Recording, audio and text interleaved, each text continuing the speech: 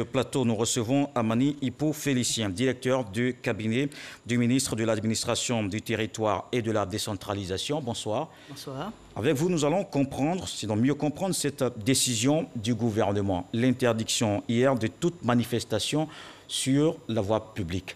Qu'est-ce que ça veut dire exactement?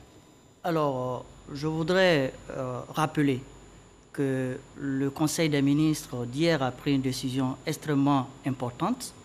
Il s'agit de la suspension des manifestations sur la voie publique.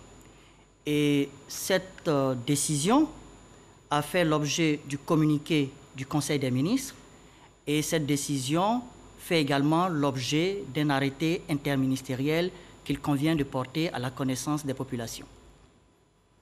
Alors, qu'est-ce qui est autorisé? Ça veut dire qu'on peut manifester, mais comment? Alors, je rappelle les termes de cet arrêté. Il s'agit d'abord de l'arrêté interministériel numéro 804/MATED-MSPC du 19 août 2020 portant suspension des marches et autres manifestations sur la voie publique. Cela signifie quoi? Cela signifie que désormais, au terme de cet arrêté, les organisations de la société civile, les formations politiques qui veulent organiser des manifestations publiques ne peuvent plus les organiser sur la voie publique. En revanche, l'arrêté, au terme de cette disposition, autorise ces organisations à tenir leurs manifestations dans des lieux clos. Et il s'agit pour ces organisations de se conformer aux dispositions de cet arrêté qui vient d'être pris par le gouvernement. C'est une mesure, il faut le rappeler, qui court jusqu'au 15 septembre et le gouvernement annonce la question de l'état d'urgence. Est-ce que ce n'est pas une manière pour le gouvernement justement d'interdire les manifestations tout court? Alors peut-être cela nous amène à rappeler les motivations de cet arrêté. Vous vous souvenez, il y a quelques jours, nous avons eu dans certaines localités du pays des manifestations qui ont entraîné des dégâts matériels importants et même mort d'hommes. Suite à ces violences, le gouvernement a estimé qu'il fallait désormais prévenir ce type de manifestation.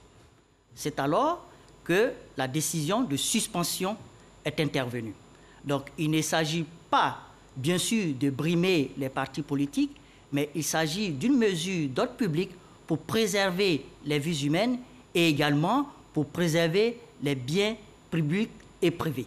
Alors, des femmes de l'opposition entendent manifester demain, malgré cette mesure. Elles disent avoir saisi l'autorité. Vous avez reçu leur demande?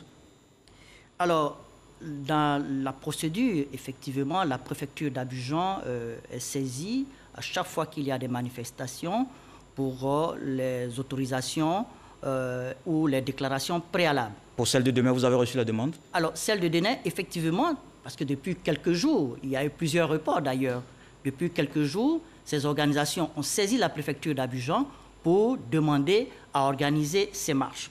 Mais je voudrais bien insister là-dessus. Quelle est votre réponse à cette demande? Je voudrais bien insister là-dessus, et c'est d'ailleurs pourquoi je suis sur ce plateau. Ces marches ne sont pas autorisées tant qu'elles seront faites sur la voie publique.